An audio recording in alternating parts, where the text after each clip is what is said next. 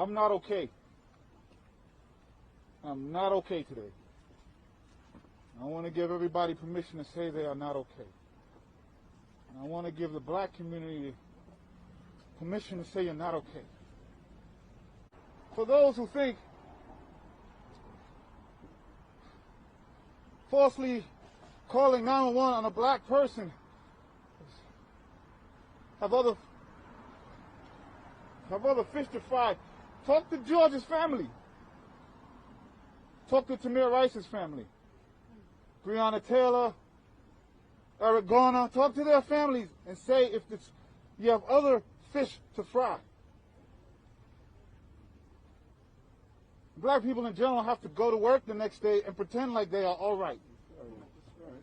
Black women in particular cannot say anything or they're viewed as angry black women. So not only do people get to piss on the community can't even say it's pissed.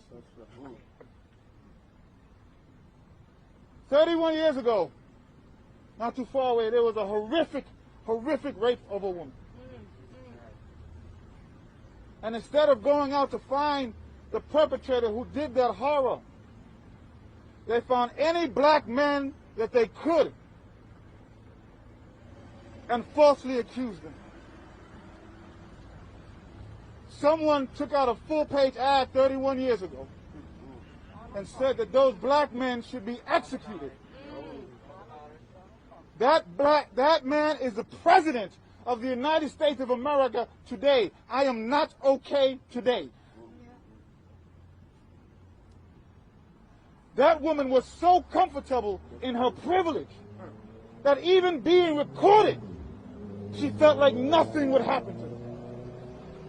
And I saw as her false anger escalated toward the end, when she realized she had to put more emphasis on an African-American person attacking her to get the response that she needed. I am not okay today. I really am not.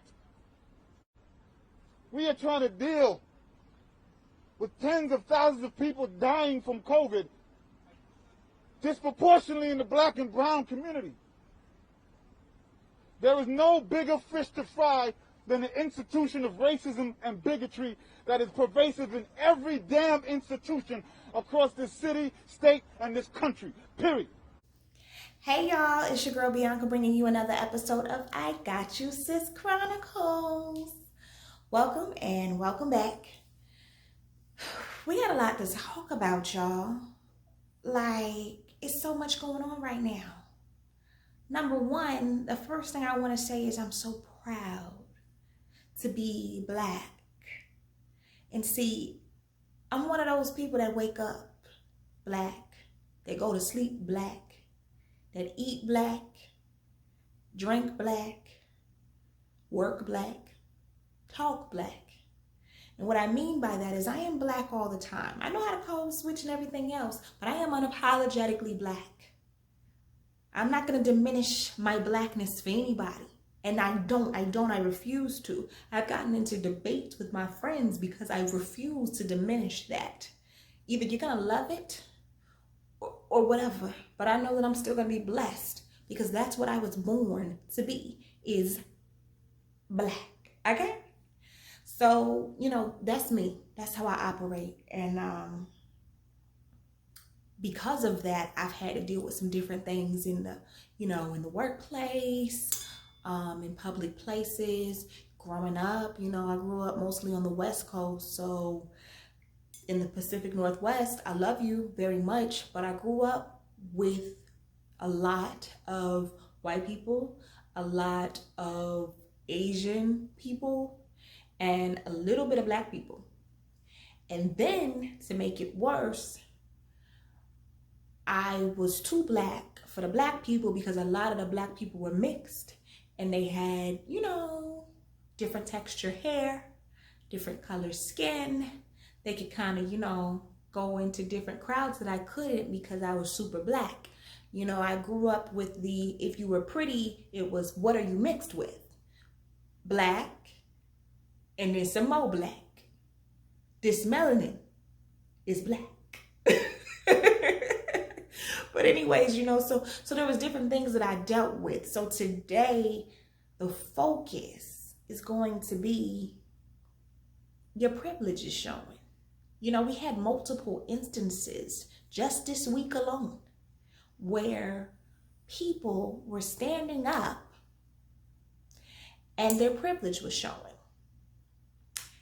Here we have a woman who was looting a store, and she is of the Caucasian influence. And the newscaster decided to say that maybe she was an employee. It is incredible to see in a unfortunate way. I can only hope that this person isn't stealing and that maybe they are an employee. Oh yeah, she wasn't a looter. She wasn't a thief. She wasn't a thug. She was an employee who, at whatever time of night that was taking merchandise out of the store. Was she protecting it? Was she going to bring it back when they reopen? I'm just trying to understand the narrative of where you're going, sis. Yeah, your privilege is showing. We had multiple corporations speak up. And you know what I'm saying? I love the ones that are genuine, okay? I love the ones who have been here with us. The ones that get on my nerves are the ones that sit there and they say, we're fighting against racism and we won't stand for it. This ain't about racism. Yes, that's a piece of it, but racism has been going on since the beginning of time. Since they came into our motherland of Africa and decided that they were going to loot and steal from us then. And in order to be able to capitalize on that, they had to take away our minds. They had to take away our knowledge, right? So we had to conform to their languages. We had to conform to their ways of life, to their religions and everything else, because they were going to rule us. We're not allowed to read. Oh no, because if the slave gets educated, then they're going to find out that they are not really supposed to be slaves. Okay, so racism goes back.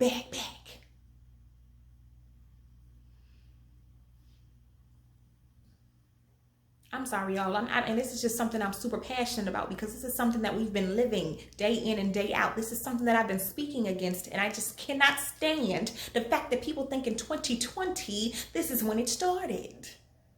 I cannot stand that people think that it started with Trayvon Martin. I cannot stand that people think it started with Emmett Till. I cannot stand the people who want to sit here and give me quotes from MLK. Y'all killed him. If he was such a great influence for Black people and their peaceful movement, why was he a threat? Huh? What? Your privilege is showing. You know, Drew Brees, I'm not really a super sports person anyway. And in my household, my husband is everything Atlanta, so I'm not really allowed to say it.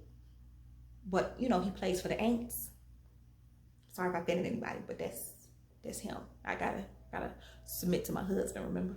So anyways, he had the nerve to say that I am not going to stand for anyone who's disrespecting the men and women that serve this country and who disrespects the flag and the national anthem. I will never agree with anybody disrespecting the flag of the United States of America or our country. I envision my two grandfathers who fought for this country during World War II, one in the Army and one in the Marine Corps, both risking their lives to protect our country and to try to make our country and this world a better place. Colin Kaepernick originally sat in peaceful protests of police brutality and racial injustice in 2016, but his decision to kneel instead out of respect came after a conversation with a Green Beret. Brees's comments received an immediate avalanche of criticism. LeBron James tweeting in part, quote, "You literally still don't understand why Cap was kneeling. Has absolutely nothing to do with the disrespect of flag and our soldiers who keep our land free," unquote. Saints safety Malcolm Jenkins is one of several teammates who were critical of Brees. Jenkins posted this emotional response on Instagram. Unfortunately, You're somebody who doesn't understand their privilege. I'm disappointed. I'm hurt. Because while the world tells you that you're not worthy, that your life doesn't matter, the last place you want to hear from are the guys that you go to war with and that you consider to be allies and to be your friends. Even though we're teammates, I can't let this slide. Oh, sir, your privilege is showing, dear. Oh, yes, it's showing. Let's talk about that. Let's talk about that Star-Spangled Banner, the national anthem that was written by a man who not only owned slaves, but he also was a lawyer and represented people who were for slavery pro bono just to make sure that they could keep people enslaved. Let's talk about the fact that that song was written in the 1800s but wasn't adopted until 1931 during the Great Depression. Yeah, it beat out America the Beautiful and some other songs that have better lyrics. Yeah, we're going to talk about that third verse that talks about how the slaves, my people, my ancestors,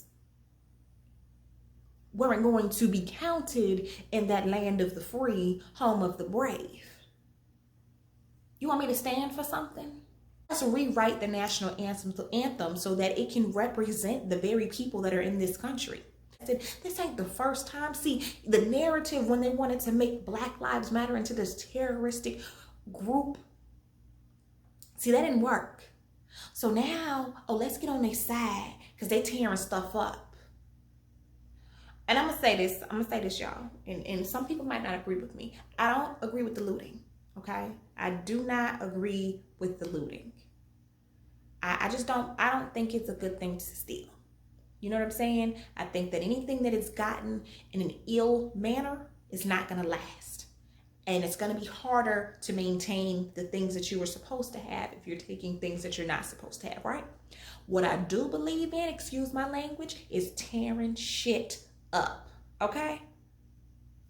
If y'all busting windows and going in there and, you know, making a mess and causing some type of a disruption,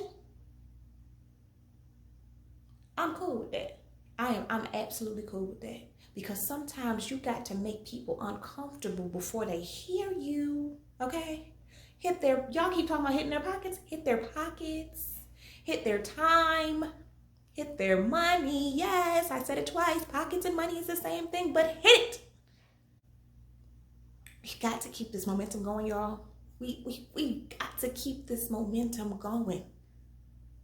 We got people listening. We still got people who are not listening, but we got people listening that might be cool with the people who are not listening. And maybe because our allies, you know what I'm saying? Our allies can help speak up for us a little bit, you know? I really and truly believe that we have a generation in the millennials and the Generation Zers, okay, the ones that are old enough.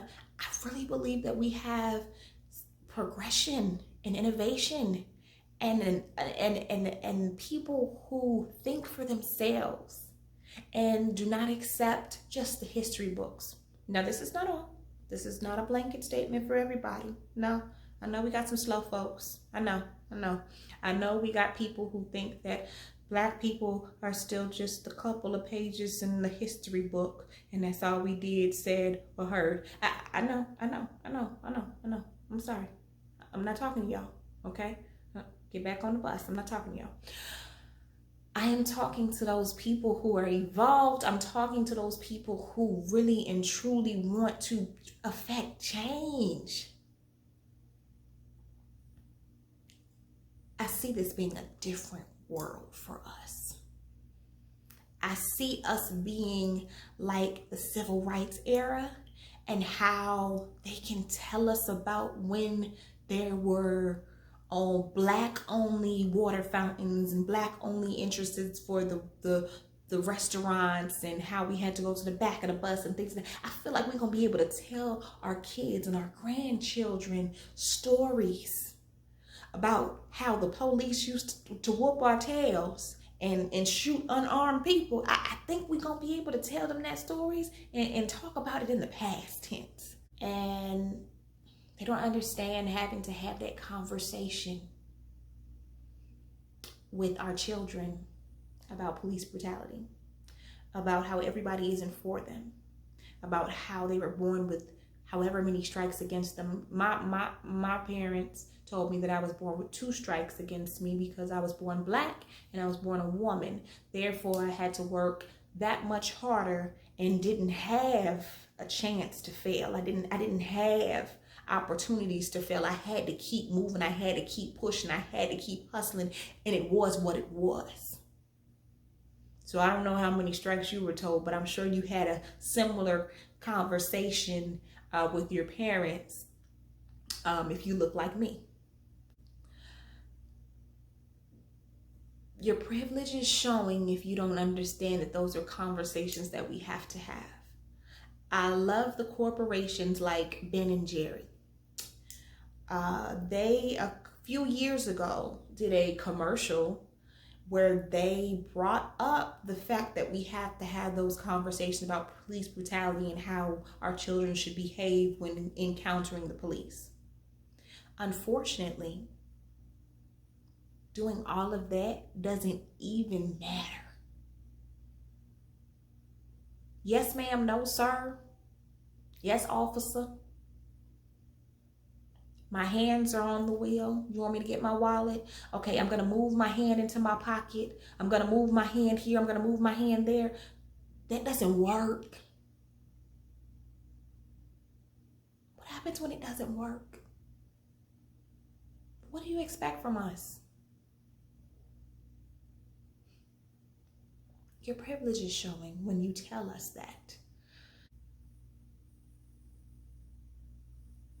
We gotta have the conversations, people. We have to keep the momentum going, people. We have to stay strong, and we have to call people out every time their privilege is showing.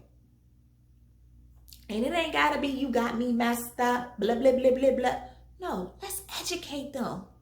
Let's give them narratives. Let's give them the names of books and articles and case files and videos. Let's give it to them.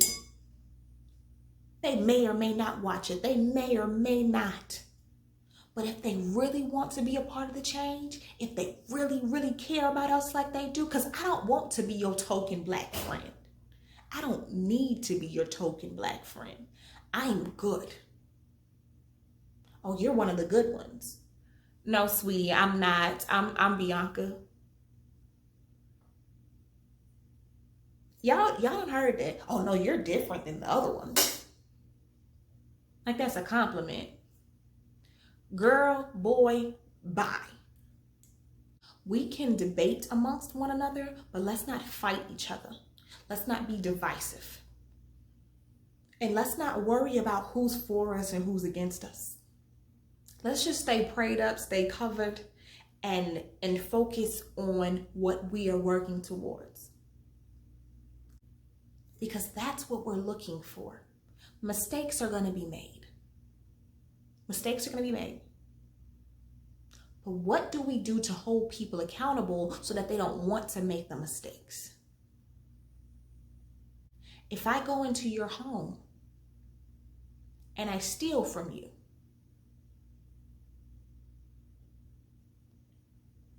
and you just keep inviting me back over, I'm going to keep stealing from you. But if I come into your home and I steal from you and I am punished, maybe I'm not allowed back into your house. Maybe I'm not allowed in certain areas. Maybe I go to jail. Whatever it may be, something happened to me. So the next time, if I am allowed to go back into your home, probably not gonna steal because I ain't fooling with that. And I've seen some of my brothers and sisters, I've seen y'all fighting the good fight and educating these folks. God bless you. I stopped arguing with idiots and fools a long time ago. If I truly and utterly feel like it is someone that will take the education and utilize it, who truly and utterly wants to know, I respect it. Our people, and I want us to continue to grow. I want us to continue to be uplifted, even when it seems like there's no one uplifting us.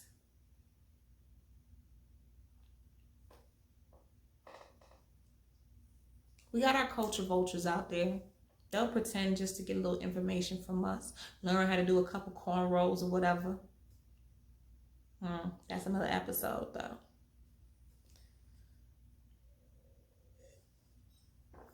I am proud of my people. I am proud of everyone, the protesters in all 50 states. I am proud of the different movements. Please hit me up on social media. Email me at igotyousisschronicles@gmail.com. Invite me to places. I will show up and support. I got you. I got you, sis. I got you, bro. I'm there. I travel. I'm good. Okay? I am ready for whatever. I am about the cause. If I only got $5 to give, I'm going to give that $5. And when I got 5 more, I'll give that too.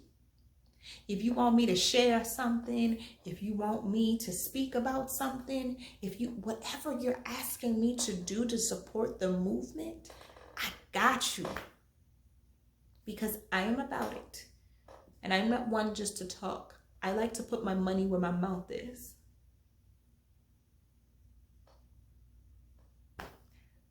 Thank you so much for watching.